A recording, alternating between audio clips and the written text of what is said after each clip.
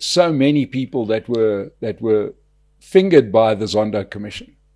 You know, the President Ramaphosa has put them straight back into the cabinet, straight back into leadership positions in the ANC. People voted for them. But I'm saying it's not correct. Yes. I'm telling you it's not correct. So surely, but he has the duty to follow up on Zondo and say, is there really something here? And he can't do it himself. He must get law enforcement like the SIU and the NPA to go into those things and say, guys, let's dig. Zondo has given us indication. It is the duty of the president to do it. Yes. Why do you think he won't do it? I don't know.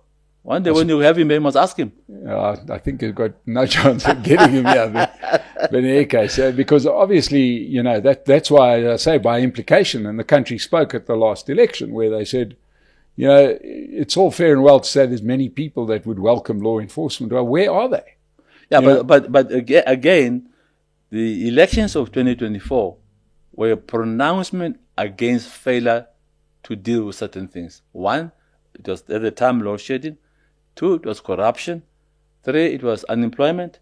You can go on and on. But people protested and they lost confidence in political parties and in the ANC. The ANC was 57%. The last election before 24. To dive it down to 40, you should scratch your head and say, what's wrong with me? You know, it's a loss of confidence. And from my reading of the situation, if the ANC does not reverse that, it will go to 26%. And there are international surveys which say so. So it's not just Mathews Phosa. So the ANC has to do something to cap the bad image. Do you think they're doing it? Well, there's a difference between talking of renewal and actually renewing.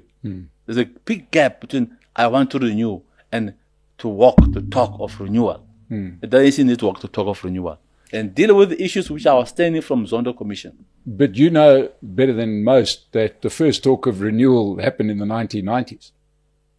Yeah, but that's why I say it's easy to talk about renewal. Action speaks louder than words. Cyril, as the president, had to decide on his cabinet. But he pushed the spirit of bringing things together. Give him credit. He tried to bring things together. It's not perfect. It's not perfect. You ain't going to get credit from me. I'll tell you why. A very simple thing. You know, let's leave the peripheral parties out of it, because that we understand was just put in as lubrication for the main deal, right? Because this is a coalition, we understand it. The one gets 40%, the other one gets 20%. Logic says you get 2 ministers, I get 1. Right? You know what I mean? That's fair, right? Instead, it's sort of 80%. Definitely not within the spirit. When the fair dues is 66%, 33%. You know what I'm just saying? I want to respond to you by saying I've not done the GNU arithmetic, so you'll pardon me.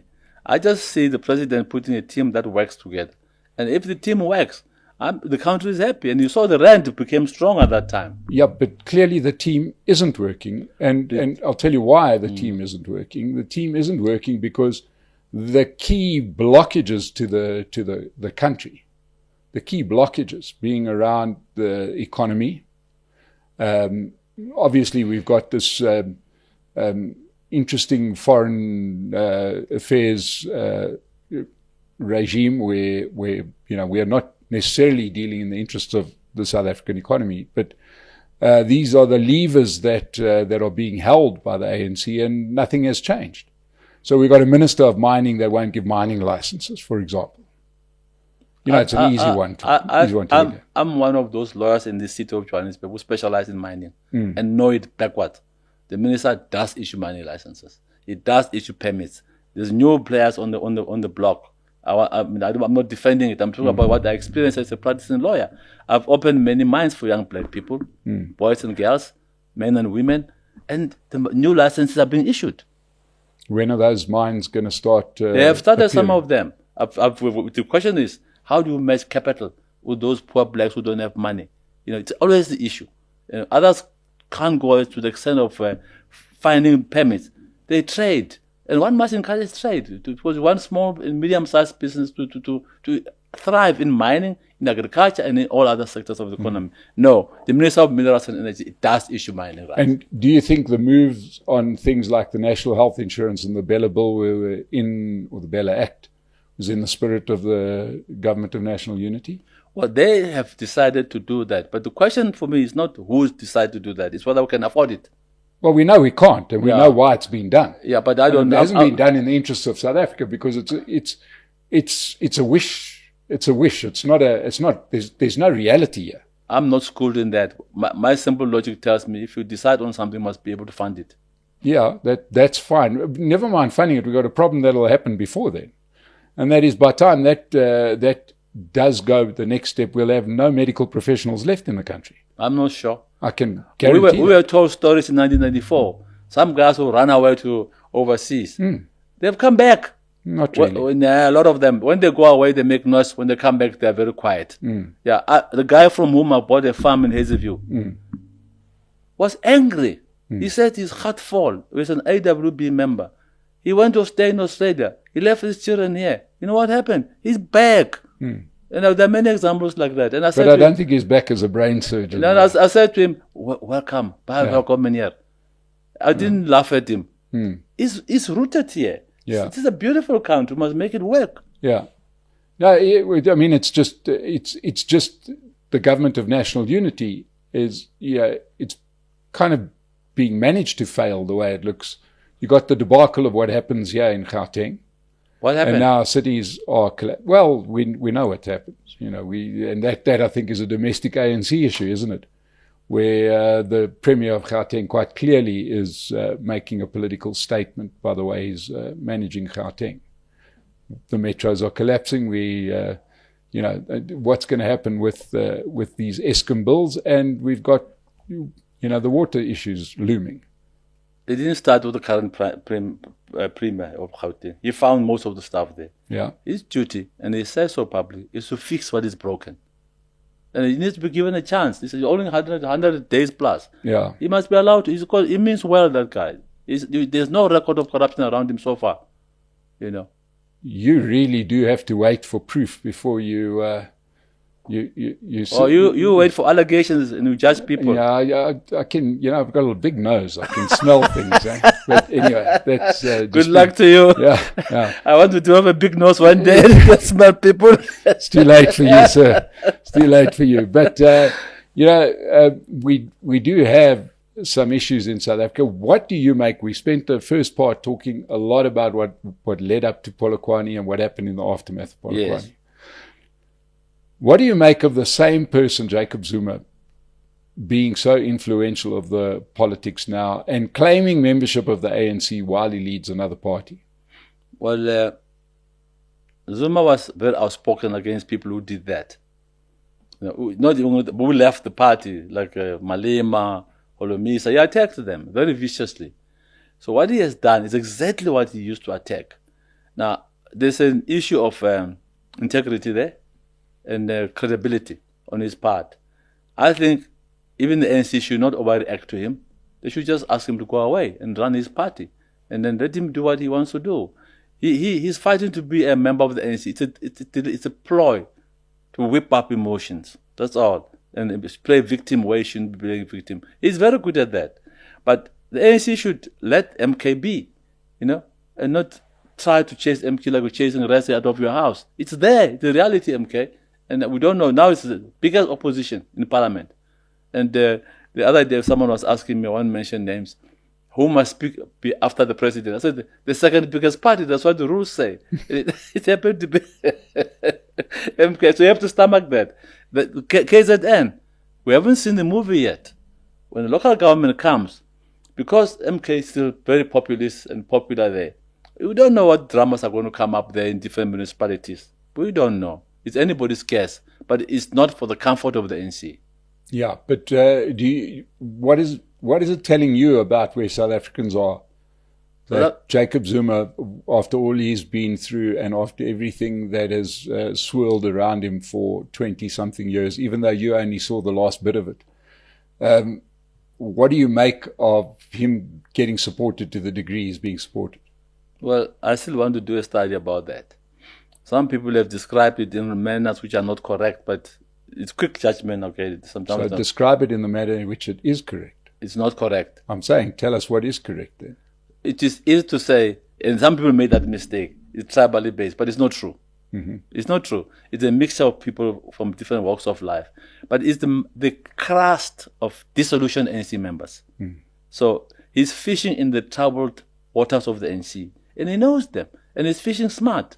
And the people follow him. Look now, even EFF people are crumbling into MK. They've been given the most senior positions. But interesting that one lady, I won't mention the name again, who went there, said to me yesterday, it's a boys' club. That isn't that what? Having peeped into it, he says, it's a boys' club. Let's wait. Time will tell. Now, just lastly on this, Mathews, once again, I'm trying to get into the mind of what happens in the ANC collective, right? That you don't see corruption when you see Jacob Zuma until it's too late. You don't see an election defeat until it's too late. You don't see 50% unemployment until it's too late. Don't see load shedding until it's too late. We've got a terrible problem of unemployment in this country. It's true. And it's a disgrace. It's very true. It's linked to it's linked to the economy not growing. Yes. The way it should. And it's a leadership issue. We understand. I accept that it's a leadership issue. Now, but the fact that ANC sees things when they have happened is not true. I'm challenging you on that one. Certain things happened which were not foreseen. I didn't foresee that the Nkandla would turn out the way it turned out. I didn't. I couldn't. I don't think anyone knew that's what's going to until the Constitutional Court pronounced on Nkandla.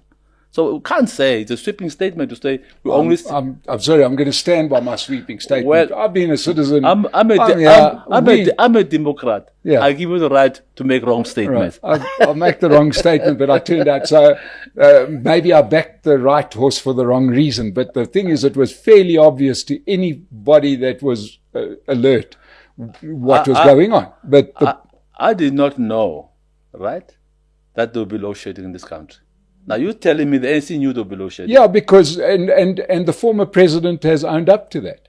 Yeah, because he was told there was going to be load shedding. I didn't know about the load shedding. I didn't know that the unemployment would be 80% the way it is today. You must be a prophet to have known. No, all of these things are unbelievably easy to forecast, and I can make more forecasts. When are you going to die? No, when are you going to die? Because you're forecasting. No, we're not going to forecast that just yet. Let's you're talk running about away. The stuff that we can forecast. No, you're running away. I'm showing you a simple thing. No, I think that's a silly thing because that's in the hands of the man above. But what I'm saying is there's stuff that's under our own control. Yeah, but you can say whatever it is. There are certain things which are predictable. There are those which are not predictable. Yes, but we talk about things that were eminently predictable. Some of the things were not predictable. Of course it was. Why did management of Eskom tell President Mbeki that we needed to grow our capacity for electricity in 2001? He knew it. He had the report and he decided not to do anything about it, right? He even apologized himself, right? I'm not making this up. It was forecast because you can see the growth. But what brought the lights back? What brought the lights back? Two things bring the lights back. Number one, the economy has halved. So you need less electricity. Then on the other side of the scale, you've got some renewable 6 stages of load shedding on people's roofs at the moment, right? And I had Mteto Nyati here recently, and it's very simple. There's the coal, there's the station, keep the station running, keep the coal delivered, and the lights will stay on. And he's managed to do that. It's not that difficult. He did nothing that wasn't absolutely easy to predict. Absolutely. Now, the same way you put it as what happened with Mteto Nyati is a very good friend of mine. Yes. It will happen with other things that look like challenges now. They will be fixed. But do we have to wait for them to break? No. They must, I'd say they're broken. They must be fixed. Okay, but now there's a big problem here. Yeah. And it's the burning issue. And that is the issue around unemployment. Mm-hmm. Because there is no mechanism to fix that in this country any longer. Right? We have lost investment status. Right? In other words, we've got a whole lot of unemployed people. Where could we possibly employ them? Right? We can't possibly employ them. I'll tell you why. Mining is no longer the employment place that it used to be, where we used to have hundreds of thousands of men going underground. Now you've got machines that go underground. Right? So, in other words, we can never grow it the way it used to be back in those days. Agriculture is getting increasingly mechanized. which leaves us only with manufacture, right? Now, we're going to have to go and manufacture and compete with countries like China, Vietnam, India, in what day and what world. If we do manage to get manufacture, our grid will fall over. So I can tell you categorically, once again, I make forecasts, it's impossible. I want to tell you, there's nothing impossible until it is done. Madiba was right. In the mining space, the more we issue out mining rights, the more we create jobs. And that's what the Minister of Mining is doing. In agriculture, the more we bring the poor black people who are getting their land back into production, give them farming skills, the more we increase the food basket, the more we create jobs. We should not be desperate and throw our arms out. That's not leadership.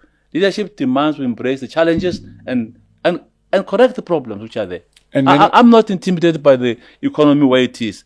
If we promote the investment on a platform in the country, there will be more confidence and there will be more money coming in. I think everyone is working towards that. I don't know of one party which works against that. No, we're all working towards it. But I think what we should also do is we should open our minds up to what is in front of our faces. Right? Let's open our eyes up. No, but that's correct. But you're not allowing me to speak. It's like I'm interviewing you now. The fact of the matter is, we know the problem, we must find the solutions. And we should not be desperate or hysterical in finding solutions. That's not leadership. Leadership stays calm, analyze the problem, find solutions, and move on. I think that's what we should do. In his very first State of the Nation address, President Ramaphosa spoke about somebody who may or may not exist, by the name of Sipho Nkosi, who apparently was going to cut red tape. Right? It then sort of quietly went away, and I don't know if Sipho Nkosi, maybe you know him, maybe he exists, maybe he doesn't. I know him very well. Maybe he couldn't find a scissors. I know him very well. Right? But not one piece of red tape has been cut in South Africa. We've just had more and more laws. I'm not going to be able to comment on Sipho. I hold him very high regard. He's a very dignified businessman in this country and has created organizations like Electoral. Big employers. So I don't want to. I would love to interview him. Please interview him and just Sipho on the facts. He's done very well. Electoral is one of the biggest companies in this country. What red tape did he cut? He was the red tape cutting czar. Well, you're going to talk to Sipho. You're going to invite him and ask him about the red tape he cut. Well, don't make me Sipho. Yes. I'm not. I'm Mathews Phosa. Yeah. But I'm saying I have high respect for Sipho Nkosi. He's a brilliant businessman. He's done very well. He's built one of the biggest companies in this country in mining and created a lot of jobs in Popo, in Mpumalanga, and everywhere else. Give him credit. We don't want to give him credit. I do. That wasn't the role that I was speaking to him about. But what I do want to do is I want to say to you, Mathews, very last question. Are you upbeat about where South Africa finds itself right now?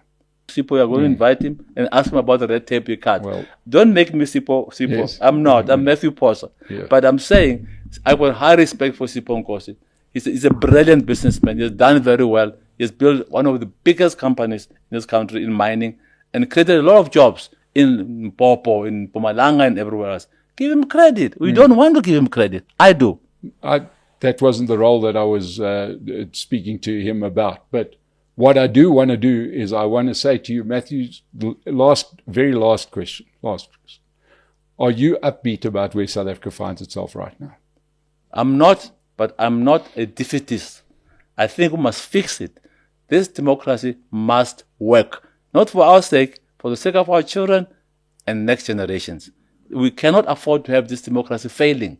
Some of us have sweated on this democracy, and it was not in vain. It would be an act of betrayal not to make the democracy work.